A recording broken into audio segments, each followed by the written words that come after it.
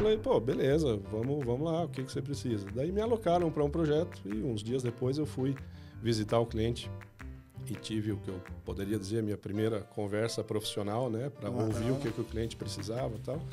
E descobri uma função ali que eu acabei atuando nela o resto até hoje. O banco atuava nessa vertical, falou, olha, a infraestrutura é minha, o software é meu, o serviço é meu, a agência é minha, os canais digitais são meus, é tudo meu.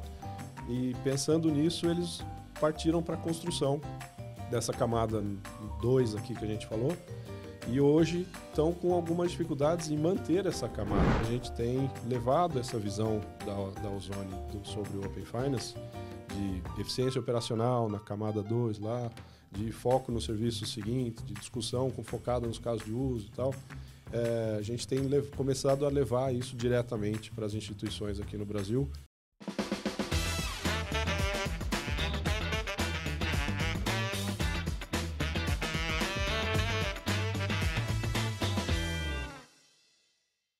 Fala pessoal, sejam muito bem-vindos a mais um episódio do Let's Open Podcast, seu podcast favorito para falar de economia aberta.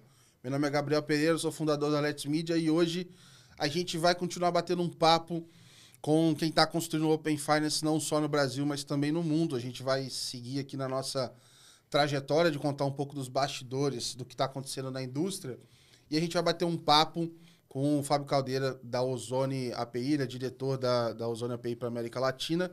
E uma história super legal que a gente vai... na verdade, a gente já tentou conversar no ano passado, acabou que a agenda não bateu. Mas eu falo com o pessoal, quando o podcast não acontece, é por uma razão, é porque depois ele vai ser ainda melhor. E foi o caso, né? A gente teve uma notícia recente, né? A própria Ozone acabou de levantar uma rodada de investimento, então a gente vai aproveitar esse episódio para explorar um pouco disso, entender o momento, saber um pouco mais dessa empresa que está no mercado europeu, está na América Latina, o que eles estão fazendo no Brasil, a diferença de um mercado para o outro. A gente vai explorar bastante coisa com eles aqui. Então, fiquem ligados que vai ser bem legal esse episódio. Obrigado pela participação aqui, Fábio. Eu que agradeço, Gabriel, o convite. É um prazer estar aqui. Essa cadeira já sentou tanta gente bacana aqui. Espero corresponder aí para a gente ter um papo bacana. Muito obrigado. Boa. Bom, para a gente começar, antes de chegar no Open Finance, cara, me conta mais do Fábio, cara. Da onde você vem? Aqui nos bastidores, a gente já falou aqui de alguns mercados que você trabalhou, falando da época de atuando em home office, quando nem tinha internet direito ainda. Como é que foi um pouco da sua trajetória? Já tem um pouquinho de história aí para contar, são 25 anos já no mercado. Bom, eu sou marido da Camila, pai da Nina, do Noah e do Luca, e sou engenheiro de computação. E minha trajetória, eu costumo dizer que começou muito cedo, gosto de computador desde criança. Anos 80 não tinha tanto computador disponível assim, mas eu tive a oportunidade de ter acesso bastante cedo. E uma curiosidade é que eu sempre gostei e admirei muito a parte de computação gráfica. E cresci pensando em fazer alguma coisa na área e aprender ali a desenvolver as ferramentas para essa área, né? E quando cheguei na faculdade com esse plano, e ainda entrei na faculdade em 96, tinha acabado de sair no ano anterior o primeiro Toy Story, que foi o primeiro filme longa-metragem, 100% computador e tal. E aquele era o plano. Falei, vou aprender esse negócio, não tinha nenhuma pretensão artística, mas, vou fazer as ferramentas para que os artistas possam executar as ideias que eles tiverem ali. E aí, logo no primeiro semestre de faculdade, fui apresentado a duas senhoras chamadas álgebra linear e geometria analítica. E descobri que elas eram as mães da computação, são as mães da computação gráfica. E num determinado momento lá, o professor estava desenvolvendo um raciocínio de operações matriciais, 2 dimensões, 3, 4, 5, 6, 8, 9. Na hora que eu acordei ali, na 6ª ou 7ª dimensão, eu falei, peraí, talvez valha a pena eu pesquisar alguma outra coisa para fazer, porque essa tal da computação gráfica vai ser danada. E aí comecei a me abrir, comecei a explorar algumas outras áreas também. Olhei para a robótica, olhei para a inteligência artificial, olhei para uma área que até hoje eu acho muito legal, que é o software embarcado em equipamentos médicos. tomografia, ressonância, essas coisas, tem bastante software envolvido ali. Olhei para um monte de coisa e já no 4º ano, final da faculdade, eu me aproximei da Compec, que é a empresa júnior lá da Unicamp. Ah, legal. E eu sabia que tinha três tipos de atividade na Compec. Tinha a diretoria, que era um grupo de alunos eleito anualmente, e era um trabalho que dava muita exposição, mas não era remunerado. Tinha a gerência de projetos e tinha o desenvolvimento. E o interessante lá é que, não sei como é que é hoje, faz um tempo Tive que eu não... contato com uma galera de lá por conta da FEGESP, lá do Movimento Empresa Júnior, porque eu era da FE aqui, da DM. Ah, legal. A FEGESP sempre esteve bastante próxima lá. Tinha um prêmio anual de qualidade lá da FEGESP e tal.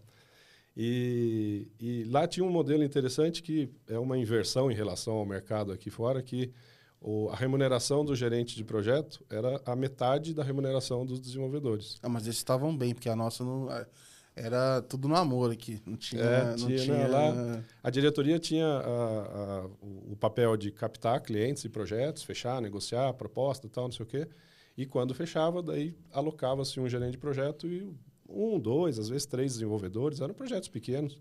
Não me lembro de ter projeto com mais de 2, 3 desenvolvedores. E eu me apresentei lá com a intenção de passar um tempo tocando o projeto lá como desenvolvedor, que era a fila maior lá por causa da remuneração. Sim. E me puseram lá na fila, mas uma diretora da época, que inclusive era da minha turma, me chamou e falou: Caldeira, enquanto você está na fila aí de desenvolvimento, você não quer ajudar a gente com gerente de projeto? Que não Se tem você vender ninguém. mais, vai andar a fila. E aí falei, pô, beleza, vamos lá, o que você precisa? Daí me alocaram para um projeto e uns dias depois eu fui visitar o cliente e tive o que eu poderia dizer a minha primeira conversa profissional, né, para ouvir o que o cliente precisava e tal. E descobri uma função ali que eu acabei atuando nela o resto até hoje, que é a conexão entre negócios e tecnologia. Que legal. São duas áreas que muito raramente falam o mesmo idioma, né? Precisa ali de uma tradução para que eles se aproximem, se entendam. E eu tive uma boa experiência ali de escutar o que o cara estava precisando, quais eram as dores dele ali, e trazer isso de volta para casa, traduzir isso numa especificação que eu compartilhei lá com o desenvolvedor que foi alocado. E o projeto foi muito bem, inclusive ganhou um prêmio da FEGESP, isso 98 para 99. Caraca, cara. Lá atrás, e acabei me encaixando nessa ponte de negócio e tecnologia. E depois disso foi a base da minha atuação profissional em diferentes segmentos de negócio, diferentes responsabilidades, claro. Mas passei alguns anos fazendo isso na área de telecom, internet móvel, os primeiros anos disso aqui no Brasil. Pude colaborar lá no que é o embrião da Móvel hoje, que coordena o iFood, a Simpla, alguns outros serviços digitais por aí. Lá tinha um outro nome, começou como Intraweb, mudou para GoApp Corp, mudou para Compera e se tornou Móvel depois. Mas é a mesma empresa que foi evoluindo. E eu pude atuar lá nos primeiros anos. Colaboramos lá com alguns serviços bem interessantes e pioneiros aqui na internet móvel Brasil. Download de ringtone, chat por SMS, votação por SMS. Isso lá em 2000, 2001, 2002. Depois eu passei 6 anos na Procter & Gamble, que eu costumo dizer que foi o meu MBA, porque realmente tive a oportunidade de atuar em projetos lá que são cases, né? Lá foi a primeira experiência internacional? Teve algumas antes. Na Móvel a gente começou a atuar na América Latina, a gente colocou coisa para funcionar no Peru, colocou no México, Argentina, Chile, teve iniciativas também. Então, os primeiros passos profissionalmente foram ali na Móvel. Depois, na Procter, daí eu passava, às vezes, 70%, 80% do meu dia em inglês ou em espanhol. A gente tinha que se virar lá nos projetos regionais. E como eu falei, foram 6 anos incríveis olhando as engrenagens de uma multinacional. Na época tinha 170 e tantos anos já, eles estão próximos de fazer 200 anos agora, acho que em 2030 e alguma coisinha. Então, é uma estrutura fantástica de atuação global e eu pude ali passar um período entendendo como é que isso funcionava. Ô, Fábio, e tirar uma dúvida aqui. Como é que, por exemplo, você faz, né, nesse papel de fazer essa interface entre os dois mundos, como é que é o desafio como é que foi, talvez, durante a sua trajetória, para você se manter... Porque, assim, é desafiador a conexão entre os dois mundos, porque existe muita informação, literalmente, nos dois mundos. Sim. Então, como é que você faz ao longo do tempo para se manter atualizado, né, e conseguir fazer essa tradução para os dois durante tanto tempo, né, para ir se atualizando tanto para o mundo de tecnologia quanto para o mundo de negócios, né? Porque pode correr o risco de você ficar, vamos dizer assim, atualizado demais na parte de tecnologia e não tanto na de negócio, ou mais na de negócio, não tanto na tecnologia. Sim. Cara, é um desafio e talvez o que me manteve motivado durante todos esses anos trabalhando, porque eu sempre gostei muito de ler, de pesquisar, de estudar, enfim, e realmente é um desafio. E se precisar condensar isso em uma palavra, eu diria que diversidade seria um dos pilares aí dessa abordagem, né? Posso voltar lá na universidade e comentar, por exemplo, que a gente tinha as eletivas, né? Tanto lá do currículo eram as eletivas, enquanto a maioria dos meus colegas fizeram alguma especialização na área de engenharia de software, hardware ou software, enfim, eu gastei as minhas eletivas fazendo coisas na música, na biologia, fiz paleontologia, fiz coisas na educação física. Cara, eu me arrependo de não economia. ter feito essas paradas, cara. Eu me arrependo, cara. Foi muito legal na época e até um episódio curioso que por 2 semestres seguidos eu tentei me matricular num laboratório de anatomia. E no primeiro semestre... Senti um formol, né? Eu queria curiosidade, queria ver como é que era a dinâmica. E aí, no primeiro semestre, não aceitaram a minha matrícula. No segundo, a coordenadora do anatomia me chamou. Qual foi? Você não é engenheiro de computação? O que você está fazendo aqui, cara? Aí eu contei dessa visão, né? Falou, não, já fiz tal coisa, para complementar aqui a minha parte técnica. E ela achou legal, bacana, mas pediu desculpa. Falou, olha, o laboratório de anatomia, pelo desenho, é pequeno. As turmas eram, sei lá, 12 pessoas, 15 pessoas. Tinham múltiplas turmas, mas desenhados para os cursos que tinham anatomia como mandatório ali, medicina, enfermagem, enfim. E ela pediu desculpa, falou, infelizmente eu não consigo te matricular aqui, mas obrigado por ter vindo. Então, essa deu para desenrolar nem uma aulinha. Não deu. Vi de longe, assim, vi como é que era a estrutura e tal, mas não pude participar. E desde então, eu sempre gostei dessa diversidade, de olhar para... gastar ou investir, né, ao tempo, lendo coisas que às vezes num primeiro momento, onde é que você vai usar isso? Legal, não sei exatamente onde, mas alguma hora vai ser útil. Sim. Então isso é algo que me atrai bastante e acho que faz parte dessa preparação para me manter o máximo possível, né? Você nunca está 100% atualizado, mas me manter o máximo possível atualizado, tanto da visão de negócio quanto de tecnologia também. Na Procter, você já chegou a olhar para sistemas financeiros ou quando é que isso aparece na sua trajetória? Muito pouco. Para ser sincero, até demos um suporte uma vez num sistema que tinha na intranet de uma das fábricas que eu trabalhei, que tinha a ver com o financeiro, mas regulava o orçamento anual de cada um dos departamentos e tal, mas não foi muito disso, não. Depois de lá, eu passei alguns anos em consultorias de software. Passei pela CIT, pela Dextra e pela AIS, atual Ilia. E nessas consultorias, aí se desenvolvendo software sob medida, sempre fazendo a conexão, né, relacionamento com o cliente, ouvindo a dor do cliente e tal. Ali sim eu comecei a atender o mercado financeiro, seguradoras e bancos principalmente, e comecei a aprender sobre esse mercado. Já tinha passado por telecom, por indústria, e aí o financeiro acabou se tornando um foco meu nesses anos.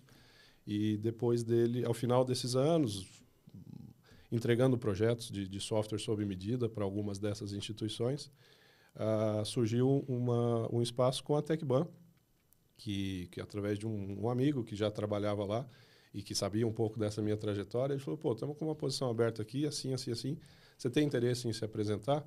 Eu falei que sim, falou, acho que é um bom momento, vamos lá. E deu tudo certo, passei quase 3 anos na TecBan e aí sim mergulhei em definitivo no mundo financeiro.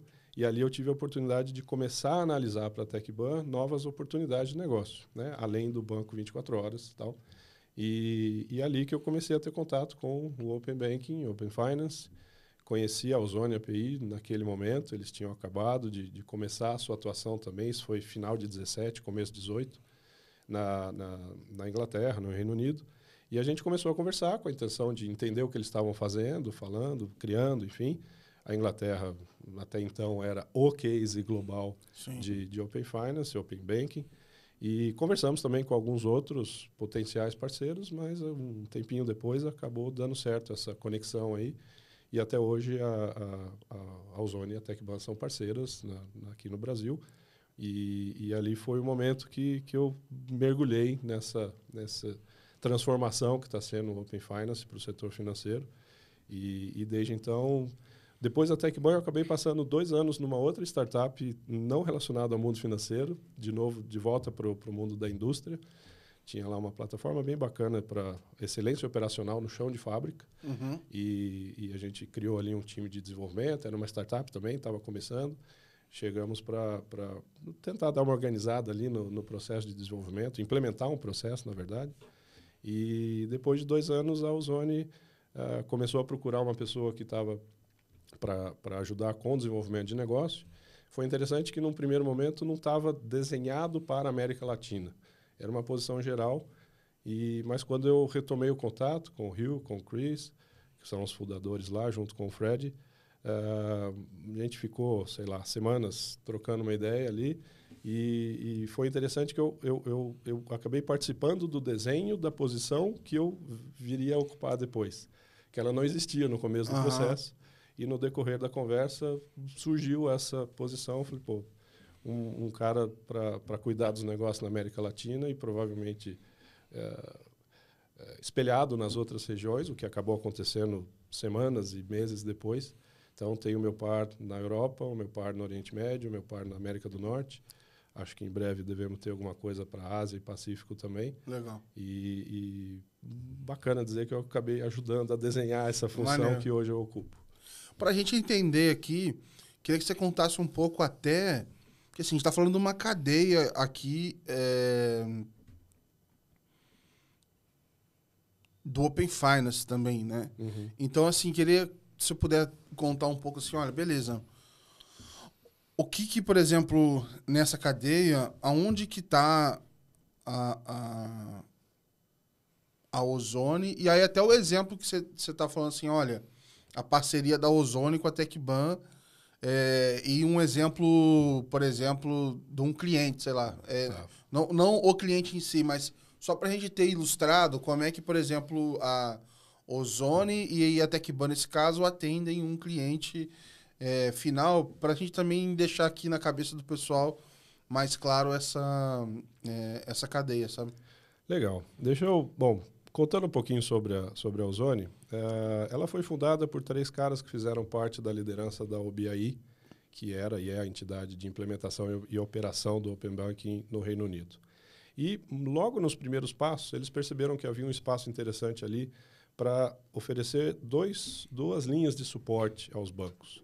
Uma delas é a tecnologia, uma capa de tecnologia ali que eu já vou detalhar um pouquinho aqui, e a outra um suporte, digamos, cultural. Então, os bancos, a gente usa uma abordagem lá que o tamanho do impacto dessa transformação cultural é diretamente proporcional ao tempo que o modelo anterior existe. E se a gente for olhar, o banco opera de uma maneira que é basicamente a mesma faz alguns séculos. Que é o quê? Tem uma lojinha com 2 guichês, um da oferta e um da demanda. A oferta, a gente chega lá e fala, ó, sobrou 10 moedas esse mês aqui, eu queria deixar com você, porque você é uma caixa forte, segura, restrita, fechada, protegida, queria deixar com você. O banco fala, ok, legal, beleza. Então, vamos combinar o seguinte, se você voltar daqui a 1 ano e precisar disso, eu te devolvo 11 moedas. Maravilha. E tem um outro guichê da demanda, que é, pô, faltou 10 moedas para mim esse mês, você me empresta? O banco pega, não, eu tenho 10 moedas aqui, está aqui. Vamos combinar o seguinte, você me paga daqui a 1 ano 13 moedas. Então, E o interessante é que esses 2 guichês não se Fala onde é que enxergam. tá esse guichê aí que eu vou... Os 2 guichês, eles um não vê o outro, né? Isso é uma informação do banco. Então, e ele sabe que do lado da oferta ali tem 10 pessoas na fila e do lado da demanda tem 200 pessoas na fila. Então, ele paga 1 e vende por 3 e coordena ali essas moedas e mantém, de fato, o estudo protegido. Então, isso funciona assim há séculos. E aí chega um grupo de louco aí falando em banco aberto. Pô, peraí, como é que eu vou operar uma caixa forte aberta? Cadê a segurança? E essa informação que é minha, que eu coordeno aqui, que eu monitoro e tal? Então, o tempo necessário para modificar essa cultura, essa visão, essa expectativa que os bancos têm sobre o que pode ser feito nos serviços financeiros e como que eles devem ser oferecidos, levam tempo para mudar. Então, eles perceberam isso muito cedo ali e falaram, pô, se a gente criar uma organização que possa oferecer a tecnologia da operação ali para manter aquilo funcionando e que também possa, junto com os bancos, atuar nessa transformação cultural, pode ser algo que né, dá uma startup aqui. E começaram a trabalhar. O primeiro cliente foi a própria OBAI. Até hoje, o sandbox oficial lá do Reino Unido usa a tecnologia da Ozone. Legal. E a gente começou a ser chamado para ser...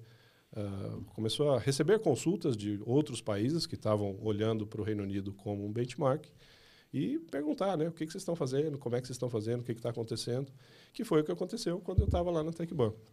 Então, começamos a conversar, falou, qual é essa tecnologia, como é que é essa abordagem, o que dá para fazer, o que não dá, o que precisa para correr esse ambiente, né, para operar esse ambiente no dia a dia.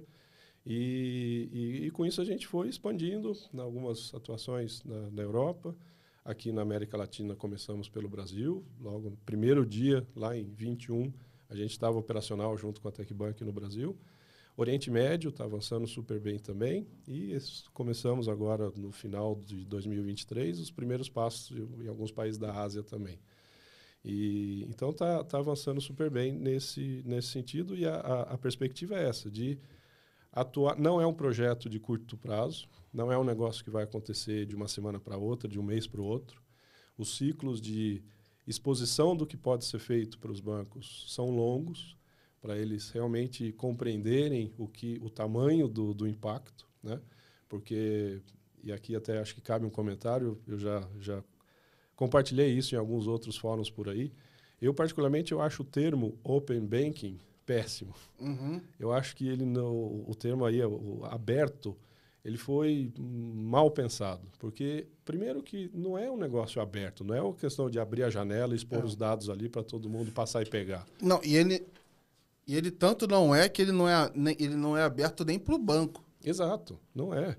Então, é um termo que gera um impacto inicial que as pessoas reagem e falam, opa, peraí, isso aqui, como assim? Eu não vou abrir tudo.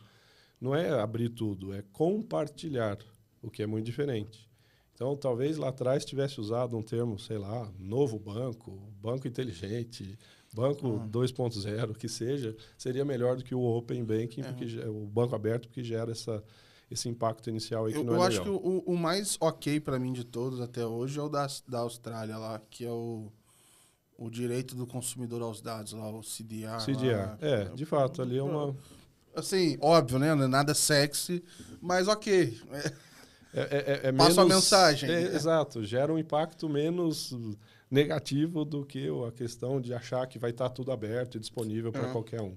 Não é isso.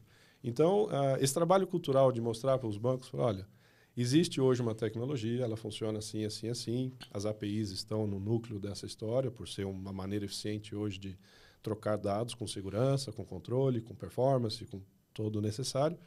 E a partir dessa tecnologia, que assim, que passa por um projeto de implementação, mas o projeto em si não é esse.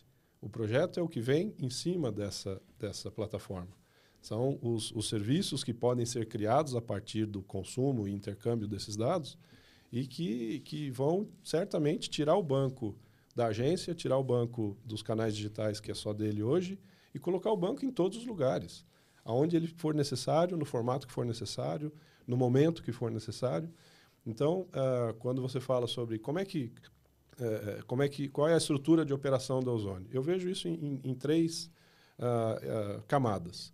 Tem a camada inicial ali, que é o do core banking, né? É onde estão os dados ali de conta, as transações, o controle todo principal. Essa primeira camada, ela precisa estar o melhor preparada possível para poder alimentar a segunda camada, que é onde atua a Ozônio. A nossa camada, ela se conecta de um lado com esse core banking e expõe do outro lado, sob todas as regulações necessárias do Open Banking, as APIs para que os dados possam ser consumidos e compartilhados, né? E tem uma terceira camada, que é em cima da nossa plataforma, que é onde operam os serviços de agregação de dados, consolidação, processamento desses dados todos, e é onde a gente enxerga que é o que realmente vai gerar impacto para o consumidor final, né? O Core Banking sozinho, ele não faz muita coisa. A nossa camada sozinha, que implementa ali o consentimento, a gestão do TPP, todos os controles de segurança, toda a performance que precisa ali, sozinha também não vai implementar nada de Open Banking. A camada superior a ela, sim, começa a expor para o usuário final, olha, agora eu tenho mais dados aqui, eu consigo te atender melhor no empréstimo, no financiamento, consigo te oferecer opções de pagamento mais eficientes, consigo te oferecer... e aí? Daí podemos ficar o dia inteiro conversando aqui sobre os casos de uso que são possíveis ali. Então, dessas três camadas, a gente está na camada do meio e é o que a gente vem oferecendo aos bancos. Falar, olha, me conta como é que está o seu Core Banking, que a gente te diz se já dá para implementar a segunda camada em 5 semanas, 6 semanas, ou se você vai precisar fazer uma arrumação da casa primeiro, para depois estar preparado para a gente conectar. E uma vez conectado, a gente traz parceiros aí que podem atuar na terceira camada, que é o que o consumidor final vai enxergar, né? Hoje, esse cliente, por exemplo, que você está falando, ele tenta resolver isso internamente? Qual que é o cenário que você encontra quando você vai conversar assim? Como é que costuma ser a dor desses players que você vai conversar? Porque eu fico imaginando o seguinte, é um desafio vamos dizer assim, estrutural de tecnologia, né? Você está falando assim, olha, para você estar melhor preparado para conseguir usar o Open Finance, etc., para pegar o seu Core Bank e ele, vou usar aqui a palavra, aguentar tudo que vai acontecer em cima no Open Finance, para você ter até a flexibilidade, tempestividade, etc. Tudo que você precisa para oferecer experiências importantes, você precisa tá bem preparado para isso, né? E Sim. Aí vocês estão entregando essa camada que você comentou de preparação. Mas o que você costuma encontrar, assim? Quais são as dores que o pessoal costuma dividir? Cara, tem várias opções diferentes aí que a gente já encontrou, tá? Então, tem desde do banco que nem começou a olhar para isso ainda e que o Core Banking está lá funcionando daquele jeito faz 20, 30, 40 anos, às vezes, que existe lá uma plataforma e a gente começa a conversar e eles não fazem ideia do que se trata. Em 2024 ainda existe isso aqui na região, na América Latina. Tem o pessoal que já tem uma ideia do que se trata, mas que não faz ideia de como implementar. E aí a gente chega e pode ter gente que não tem consciência ainda de que isso vai ser um problema para ele, né? Exato. O fato de não saber do que se trata, certamente é um risco. Esse aí já é o maior risco de todos. Sim. Né? Tem esse segundo que também falou, não, peraí, os conceitos do Open Banking e tal, beleza, a gente já estudou aqui, mas a gente não sabe direito como é que arruma a casa para poder operar nisso aí. O que é um risco também, porque não tem visibilidade de quanto tempo vai levar, de o que vai dar para fazer depois, o que o resto do mercado está fazendo. Então, é um risco também. Tem um outro grupo que já está bem avançado. Falou, olha, a gente entende o conceito e temos aqui já preparado uma camada de APIs internas que a gente construiu internamente para sustentar o Internet Banking, para sustentar o aplicativo móvel e, às vezes, algum outro canal digital que o banco utiliza. E só que essa foi uma API com a especificação interna, com o padrão interno, com as demandas internas. Não tinha cliente de fora para consumir. Então, existe ali. E aí, a gente também apresenta para eles, fala, olha, faz um mapeamento, depara ali, você tem isso, a gente precisa chegar aqui, adicionar a gestão do consentimento, o controle de acesso do TPP, e mais isso e aquilo, e a gente consegue te ajudar assim. Você está meio que dizendo para ele o seguinte, você não precisa construir toda essa outra parte. Exato. Internamente, você pode consumir daqui e passar a se preocupar com a etapa da frente, Exatamente. com a terceira camada que você comentou. Isso. De exatamente dados, essa. E tem o último grupo, que são, em geral, os grandes bancos. que ele pode ficar preso aqui o resto da vida Exato. e gastar um dinheiro, enfim. E a gente vê isso acontecendo também. Da mesma maneira que tem, num extremo, o pessoal que nem sabe ainda do que se trata, tem um outro extremo de um pessoal que, sim, saiu primeiro aí para planejar e executar e colocar no ar uma estrutura, mas talvez tenham usado uma abordagem de antes do Open Banking, onde o banco atuava nessa vertical e falou, olha, a infraestrutura é minha, o software é meu, o serviço é meu, a agência é minha, os canais digitais são meus, é tudo meu. E pensando nisso, eles partiram para a construção dessa camada 2 aqui que a gente falou, e hoje estão com algumas dificuldades em manter essa camada, porque Sim. o banco A precisa fazer, o banco B, o C, o D, o E, o F, todos multiplicam esses esforços para fazer exatamente a mesma coisa. É um custo alto. E eles partiram para fazer isso com uma intenção de, talvez com uma visão de, não, eu preciso ter esse controle porque é onde eu vou me diferenciar. Mas por desenho isso não acontece, porque é para ser um padrão. O padrão não é diferente. É um padrão. Eu acho que tinha esse aspecto de estratégia, né? Eu vou deixar o coração da minha operação na mão de um terceiro, etc. Né? Essas questões de fazer em casa ou fazer com parceiro, etc. Mas também eu acho que tinha, principalmente pensando em S1, etc., uma pressão regulatória de prazo. Era mandatório. Que o tempo que tinha para entregar versus... Bom, você tem 25 anos fazendo isso. O tempo que leva para vender para eles, para você conversar, vender, é muito maior do que o tempo que tinha para entregar. Sim. Então, isso certamente, aqui no Brasil, certamente foi um impacto eu acho que explica muito disso. Muitos ali, acho que acabaram fazendo internamente, óbvio, né? Tem muita coisa na mesa ali também, mas acho que isso também deve ter pesado. Pesou, sem dúvida. Mas sem dúvida. Podem estar reconsiderando também nesse momento de falar assim, olha, eu não quero cuidar disso para o resto da vida não, né? Exato. Eles estão vendo que, primeiro, ali não vai ser a camada de diferenciação. Precisa ser um padrão por desenho. E manter essa camada com a dinâmica regulatória que a gente tem aqui no Brasil, que é bastante ativa, o resto da vida, e multiplicando isso em todos os bancos que precisaram fazer a sua própria estrutura. Quer dizer, não precisa ir muito longe para enxergar um outro modelo, e aí eu referencio a TecBan de novo com o Banco 24 Horas. Existia, você deve lembrar, tinha a casinha do Itaú, a casinha do Bradesco, do Banco do Brasil, de todos os bancos ali, e tinha também lá o do Banco 24 Horas. O que significava aquilo? Todos pagando um contrato de aluguel, um contrato de energia, um contrato de manutenção, de segurança, de limpeza, e levou ali um tempinho para eles verem, poxa... Em algum momento foi diferenciação você ter mais caixa do que o outro, mas passou, né? Daí eles perceberam, falou, não, peraí, vamos pagar um aluguel só e ter uma entidade que cuida disso aqui. Então, algo similar acho que está começando a acontecer no Open Banking também, nesses pioneiros que criaram a sua própria estrutura e hoje estão vendo, eu queria ter mais recursos, mais espaço para atuar na camada superior. Justamente, a gente... E gerar o valor para o usuário final. Eu vou tentar traduzir... Está surgindo esse espaço aos pouquinhos. Vou tentar traduzir isso usar outras palavras, mas falar assim, olha, eu quero gastar menos tempo com o regulatório e gastar mais tempo em caso de uso. Exato. Ali está a diferenciação. Cada banco conhece ali os seus clientes, cada banco tem a sua camada interna de informação ali, que para mim eu preciso priorizar esse caso de uso, ou aquele outro. E hoje eles estão tendo dificuldade em fazer isso, porque não está... Precisaria...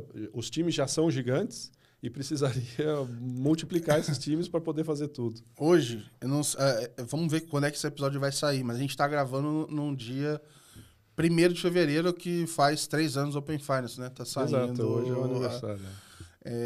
Café com leite, né? Que era a fase 1, café com leite, mas beleza, 3 anos. Mas, eu acho que é curioso, pelo menos na minha cabeça, assim, talvez, quando eu tava lá no Itaú e tal, a gente ficava assim, pô, vambora, galera. Vamos dar um gás, cara. É só esse roadmap, no final do ano acaba. Aí passava no outro ano, não, agora vai, tem só mais essas entregas. Cara, o roadmap desse ano, 2024, tem coisa pra caramba, meu irmão. É imenso. E você acha que do ano que vem vai estar como também? Dá assim.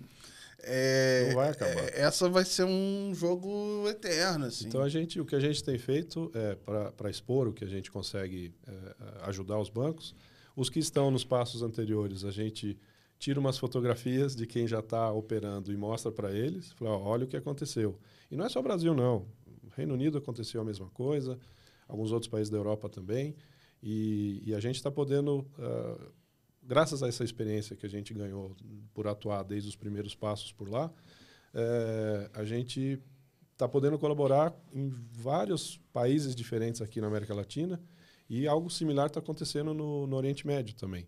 Então, eles olharam para a Inglaterra, olharam para o Brasil. Estou vendo muita notícia de lá, toda hora pipocando coisa. Bahrein está bacana, Arábia Saudita, Emirados Árabes estão fazendo um trabalho muito interessante que não me surpreenderia se em alguns anos aí eles forem a MENA, Middle East e North Africa. Ali. Toda hora parece que está saindo coisa nova, discussão regulatória. Sim, e eles estão aprendendo muito e estão usando esse aprendizado com os países que estão uns anos na frente e estão vendo, olha, beleza, nós vamos compartilhar 70%, 80%, 90% do que esses países fizeram. Não é para reinventar a roda. FAP, por exemplo, virou um standard global. Não tem o que discutir de padrão de API financeira, não sei o quê. O FAP é o que vai acontecer, o que está acontecendo. Então, na Inglaterra, uns 7, 8 anos atrás, teve muita discussão em torno disso. Como é que ia ser, quem que ia garantir esse intercâmbio de informações com a segurança necessária e tal. Os países que estão discutindo isso hoje ganharam esse tempo. Não tem o que discutir. Adota esse padrão e acabou.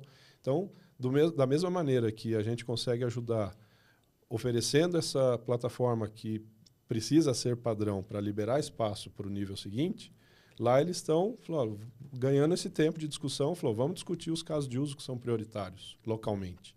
Né? Na Inglaterra, houve um processo de definição do standard depois da discussão dos casos de uso. A gente está podendo colaborar na Arábia Saudita nesse desenho e a gente sugeriu lá, vamos inverter isso. O standard está aí, a gente já sabe mais ou menos o que vai precisar. Vamos discutir primeiro quais são os casos de uso que se aplicam localmente. E tem um caso que eu acho bacana, que faz 2 anos aí, que o Buy Now, Pay Later ganhou uma certa relevância aí, principalmente na Europa. Deu uma viralizada forte. Não era porque lá não tinha muito essa cultura de comprar uma televisão e pagar em 6 vezes, né? Então, quando apareceu essa oportunidade, o pessoal, opa, legal, dá para operacionalizar um financiamento de produtos em geral bacana aqui.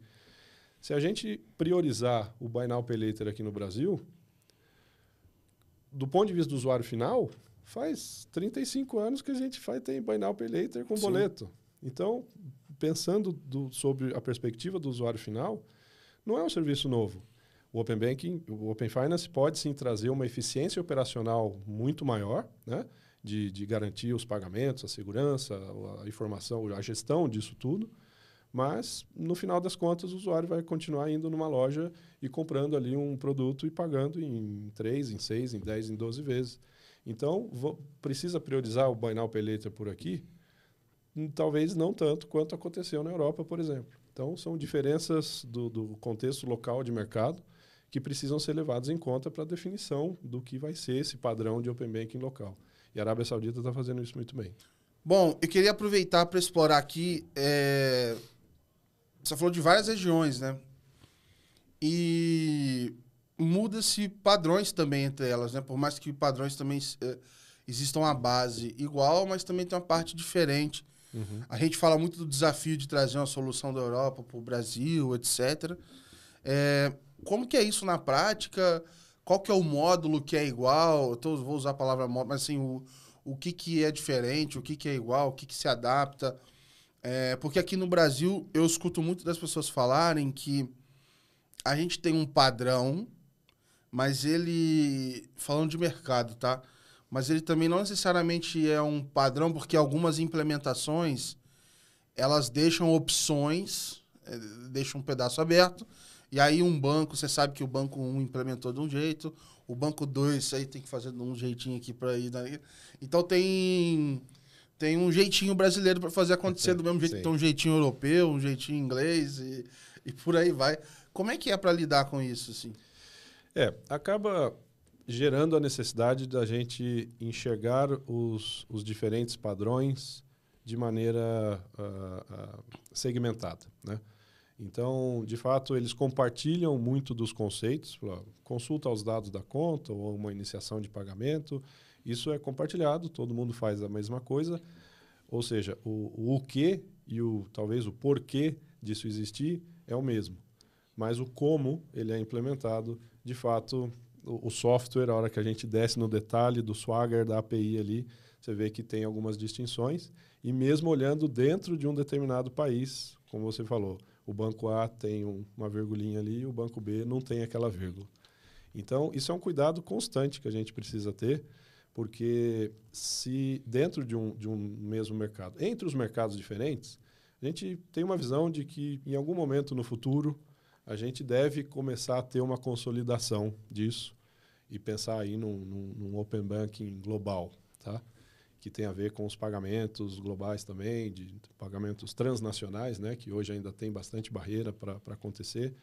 E aí podemos enveredar aqui pelas moedas digitais e um monte de coisa aí que pode ter um impacto nisso, mas está cedo ainda. Isso não vai acontecer esse ano nem o ano que vem. Então, quando a gente desce no detalhe de um país, o que a gente faz a nossa plataforma hoje suporta 11 padrões diferentes. Tá? Então, dependendo de quem é o cliente, a gente despluga o módulo Brasil e coloca o módulo Reino Unido, ou o módulo Austrália, ou o módulo Índia, e tem essa segmentação, e a arquitetura nossa foi desenhada considerando essa diferença. E dentro de cada país, a gente defende que quando a gente conseguir ter essa camada 2 menos segmentada entre as implementações de cada um dos bancos, a gente aumenta em muito o poder exponencial de rede, né? Porque por compartilhar um padrão de fato. Um TPP, uma fintech, um banco que atue ali como TPP, que vai consumir essas informações, ele não vai ter que se preocupar que o banco A tem uma vírgula a mais e o banco B tem uma vírgula a menos. Tirando esses detalhes ali, ganha-se muito tempo na capacidade de desenvolvimento desses novos serviços e no bem-estar geral das pessoas que trabalham no dia a dia ali da codificação disso. Então, a gente enxerga que isso vai acontecer, a tendência é que a gente se aproxime desse padrão de fato, conforme a gente tiver essa consolidação dessa camada 2 aí que a gente vem falando. Mas hoje ainda é um desafio. A gente realmente precisa entender algumas coisas que funcionam de um jeito diferente e que consome tempo, gera erro, gera relatório ali que a gente tem que gastar tempo primeiro para entender o porquê de estar funcionando no lado A e não estar funcionando no lado B.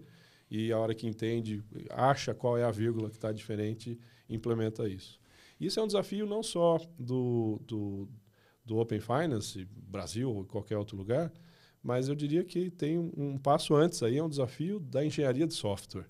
Acho que a gente ainda está num momento, não só nesse mercado, mas em todos os outros mercados que usam software de alguma maneira, se você tiver uma especificação só, dá isso para o time A e para o time B, Sim. O software que vai sair ali vai ter algumas vírgulas diferentes. É leitura, né? Você não vê Exato. Você não vê no vestibular que os próprios autores de música ou de obras, eles errariam a própria questão sobre a obra deles.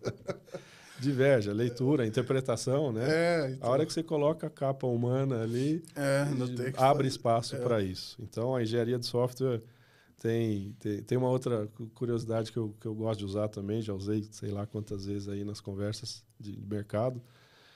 A engenharia de software está hoje onde a engenharia civil estava há 2.000 anos atrás. 2.000 anos atrás, você precisava construir uma ponte, você chamava ali o empreiteiro local, fala, ó, eu preciso atravessar esse rio aqui. O cara ia dar uma olhada ali, melhor posição do rio e tal, ia fazer a ponte, o primeiro a atravessar a ponte ia ser ele, depois ele ia passar a cavalo, depois ele ia passar com uma carroça vazia, depois a carroça cheia, ia esperar a primeira chuva, e aí ele ia falar, ó, beleza, agora pode usar a ponte aí, que tá tudo certo. Hoje, o cara que desenha e calcula uma ponte não precisa nem visitar a obra. Ele sabe que se a execução for direito, e que na maioria dos casos é, a ponte vai ficar de pé, não tem o que discutir. A engenharia de software ainda está lá atrás, que precisa testar sozinho, depois com o cavalo, depois com a carroça e ver até onde que aquilo vai aguentar. Até colocar 80 milhões de clientes. Exatamente. E aí coloca para rodar e vamos aprendendo, né, no dia a dia, na produção real, porque por mais teste que a gente consiga planejar no ambiente de desenvolvimento, a hora que cai na mão do usuário final, vai aparecer alguma coisa diferente. Eu acho que daqui a 10 anos eu estou fazendo um podcast internacional e a gente vai estar discutindo dos padrões mundiais. Que a gente fala, pô, cada país fez de um jeito, agora tá uma confusão para poder conectar um país com outro, que maluquice e tal. Eu imagino que isso vai inclusive, isso foi tema do podcast que a gente gravou lá na Monitor Nitani no passado, falando assim, do padrões internacionais. Assim, pô, será que isso vai rolar mesmo? Não vai? Obviamente, tem discussões que eu acho que fazem mais sentido. Não é que fazem mais sentido, mas elas são mais presentes, eu acho, no contexto da Europa, pelas questões de identidade, wallet, pagamentos, enfim, algumas coisas assim. Mas eu acho que isso vai ser um futuro, assim, esses padrões. A gente toda hora fica falando, né? Padrão, padrão, padrão. Mas vai ter que ter o padrão dos padrões também aí. A gente compartilha aí dessa visão que vai acontecer alguma hora, vai ser necessário, mas não é nada de curto prazo. Vai levar um tempo para olhar. E se a gente olhar um pouquinho para trás e reaplicar um pouco porque a transformação digital, no fundo, vem acontecendo há algumas décadas, né? O nome ficou famoso de 10, 15 anos para cá, sei lá, mas ela vem acontecendo desde, talvez, o final da Segunda Guerra Mundial ali, quando a gente começou a tratar algum tipo de dados de forma não analógica, né? Num formato digital ali, e levou ali décadas para chegar até um ponto, por exemplo, dos anos 90, onde as empresas começaram a ter computadores em cada uma das mesas, né? Só que eram computadores isolados. Então tinha aquela coisa, pô, o relatório está pronto? Tá, mas está lá no meu computador. Ele está desligado, depois eu passo lá e pego, né? A internet interconectou isso tudo.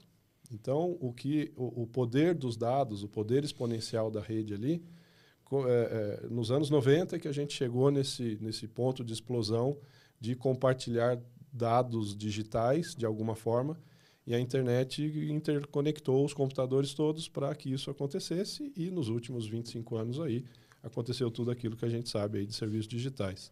Acho que o TK da Matera fez um comentário interessante outro dia, que falou, o Open Finance é a internet financeira. Então, os bancos, as contas eram até então isoladas, e o Open Finance vai permitir que essas contas se comuniquem de maneira inteligente, trocando informações, trocando valores, né, os pagamentos. E daqui a alguns anos a gente também vai ver o tamanho do impacto que isso vai acontecer, que certamente vai ser exponencial também. Mas o exponencial tem aquele lance de ter um tempão quase flat, e aí chega uma hora que a gente olha e, pô, daqui 2 anos, sei lá, a gente olha para trás e fala, como é que a gente vivia sem isso? Vamos estar lá para ver, vamos estar lá. Sim, sim. E eu quero explorar contigo agora um pouco do momento atual da Ozone, né? Falar dessa rodada que vocês fizeram agora. Li um pouco na matéria que um dos focos está nessa expansão internacional. Você comentou também aí dos seus pares aí ao redor do mundo, dos outros padrões. Queria que você contasse um pouco para a gente aí, um pouco aí talvez do que que não saiu nas matérias aí, entender um pouquinho mais desse momento atual da Ozônio. Bom, acho que essa rodada aí de investimento, que foi a nossa primeira, veio num momento muito bom, porque a gente conseguiu expor... Foram o quê? Acho que 8 milhões e meio de libras. De libras, né? E a gente conseguiu expor para os investidores interessados, ao longo dos últimos meses de 2023, que a gente vinha operando já há 6 anos, agora quase 7, e que a gente tem um produto que ele já está desenvolvido, que ele está no mercado, que ele está sustentando mais ou menos 70 bancos aí ao redor do mundo, com as suas atividades de Open Banking, Open Finance, e que a gente precisava não de apoio para justificar o conceito, ou para provar um conceito, ou para testar um produto, ou para desenvolver um produto. Não, o produto está ali, está rodando, está gerando receita, que nos sustentou esses últimos anos todos, mas a gente estava com uma capacidade de crescimento restrita, porque as atividades de Open Banking são de longo prazo. Então, a gente implementar um projeto não significa que no mês seguinte ele vai estar explodindo de volume. Todo mundo que acompanha aqui no Brasil, a gente sabe como é que vem evoluindo, né? E isso se replica em todos os outros lugares que a gente vem acompanhando. Então, a gente tem um modelo provado, mas precisa de tempo e fôlego para continuar expandindo em novos mercados, enquanto os mercados que já estão em produção seguem o seu caminho natural de amadurecimento. Então, foi uma discussão bastante interessante, porque lá em 2021, quando deu o boom de investimentos em fintechs aí ao redor do mundo, talvez teria sido muito mais fácil a gente conseguir um investimento até similar, talvez até maior, mas acho que teria sido no momento em que as discussões não teriam sido tão profundas em termos de viabilidade do negócio e visão de médio e longo prazo. Se pensar, igual a gente estava conversando aqui, né, em termos de Brasil, pensar em players maiores, talvez não ia estar tão abertos a falar igual hoje, porque estavam nessa onda de fazer internamente, prazo, enfim. Aquela correria. Especificação não existe, muita coisa era baseada. A gente entende que vai ser parecido com o inglês, espero que seja. Eu acho que hoje a gente está num momento e num posicionamento de mercado muito mais maduro para poder mostrar que, olha, existe essa oportunidade, tanto dos bancos que ainda não se movimentaram, quanto dos que já têm uma noção, quanto dos que já estão em produção, mas que pode melhorar a eficiência geral do negócio ali. E a gente tem hoje o expertise de tecnologia e de negócios também para oferecer uma ajuda real, né? E o investimento que chegou vai nos permitir aumentar essa capacidade técnica nossa, porque manter o compliance dos regulatórios ao redor do mundo aí não é uma atividade simples. A gente consegue fazer com muito menos esforço do que a soma de todos os bancos fazendo a mesma coisa, óbvio, né? E mesmo tecnicamente, a gente ganhou hoje uma maturidade do produto que nos permite, sim, manter, por exemplo, um ambiente tão dinâmico quanto o Brasil, com um time que é uma fração do time de um bancão aqui do Brasil, né? E está 100% em compliance. Todos os reportes lá, os informes do Banco Central, a gente segue cumprindo cada uma daquelas orientações, numa estrutura bem menor.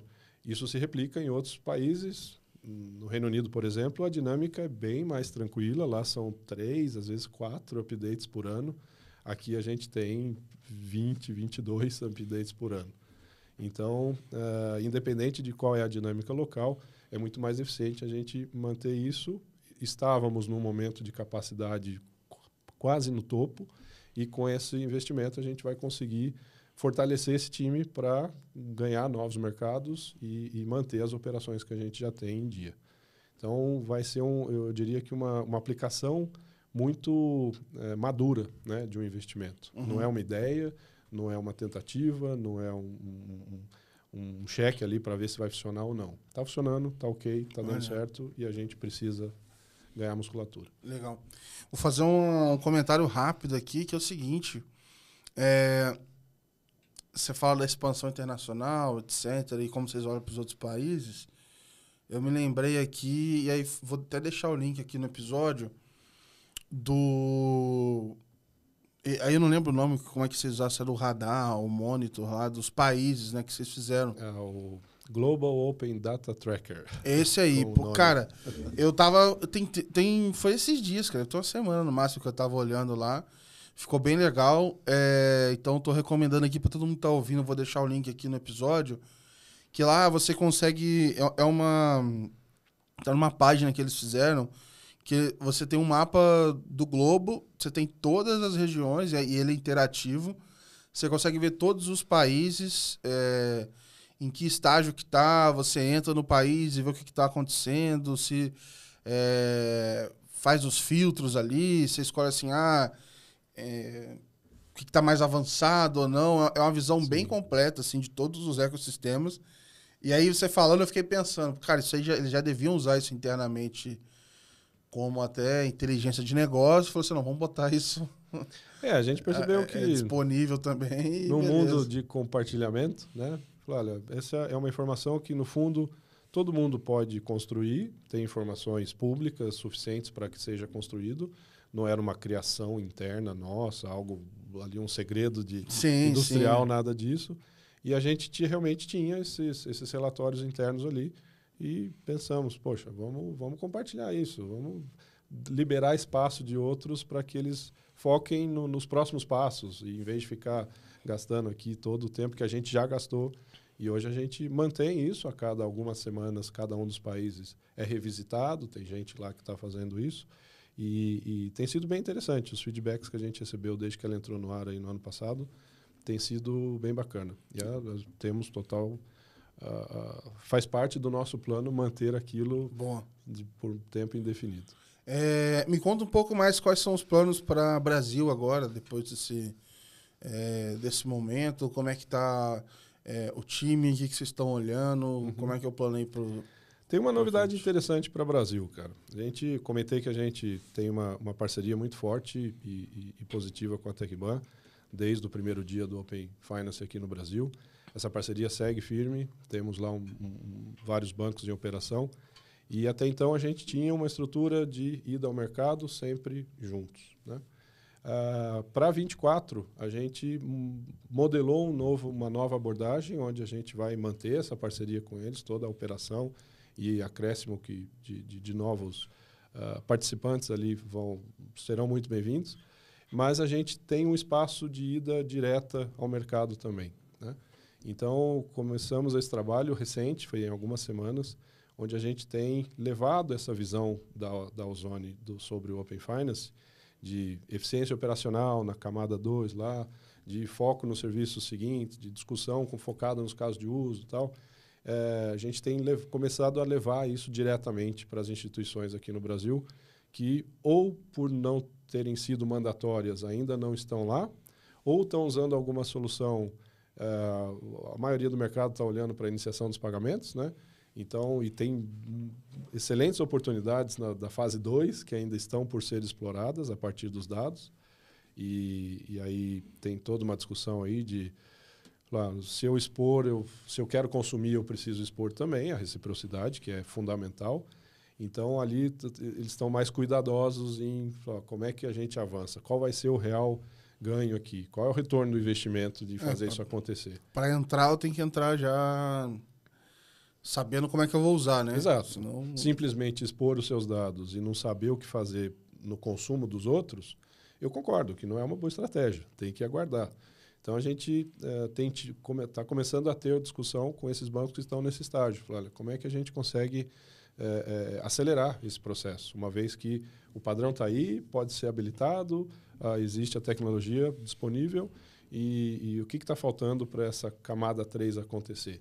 E aí a gente pode usar esse footprint global nosso para trazer, olha, na Arábia Saudita está acontecendo isso, no Canadá a discussão lá, Canadá e Estados Unidos, a discussão lá do FGX está rodando desse jeito, na Austrália o CDR está acontecendo assim, e como é que a gente extrai desse balaio de informações aí, quais são os benefícios imediatos que cada uma das instituições aqui podem usufruir, né? Então, essa está sendo uma discussão que a gente vinha até então tendo em parceria e hoje a gente está conseguindo ter diretamente. Então, nos próximos meses aí, Cada vez mais a gente espera essa aproximação com as instituições diretamente e trazer esse conteúdo todo que a gente ganhou nos últimos 7 anos aí para ajudar a acelerar essa capa de serviços aí, que já tem algumas iniciativas bacanas, mas ainda tem... A maioria das páginas ainda estão em branco. Boa.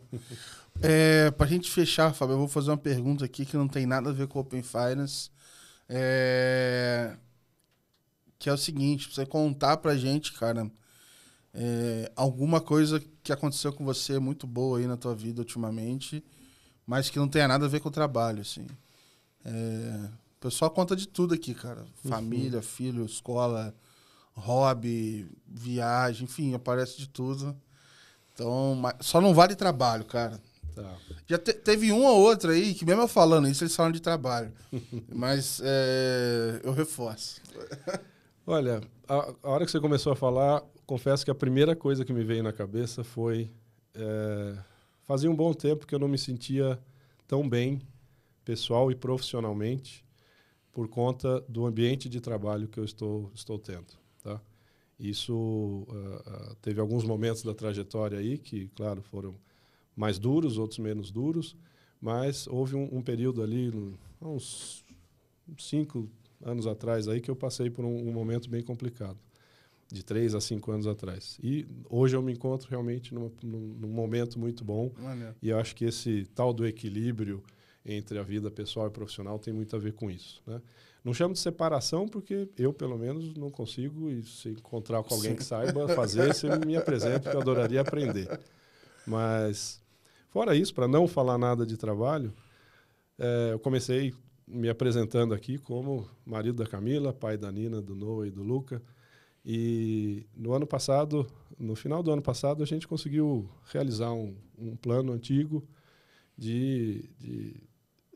meio lugar comum até, mas foi muito bacana. Nós fomos todos para a Disney. Porra, maneiro. E foi é recente, foi agora no Natal. Fomos em família, houve um plano familiar ali, meus pais foram juntos, meu irmão, meu cunhado foram juntos. Cara. Foi, acho que a primeira vez que a gente passou um Natal fora da casa de alguém na família ali. Exato, e tal. a gente tem um ciclo de Natal muito bem definido, faz décadas. É o mesmo desde que eu era criança, é o mesmo desde que meu pai era criança.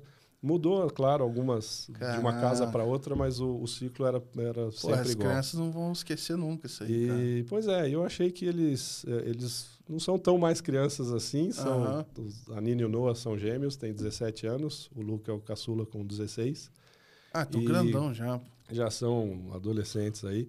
E eu achei até que, talvez tenha demorado um pouquinho, não deu para ir antes e tal, mas não sei se o impacto... Antes da viagem eu pensava, né? Não sei se o impacto vai ser tão legal quanto poderia ter sido, sei lá, com 10, 12 anos. Mas foi incrível, cara. Foi sensacional.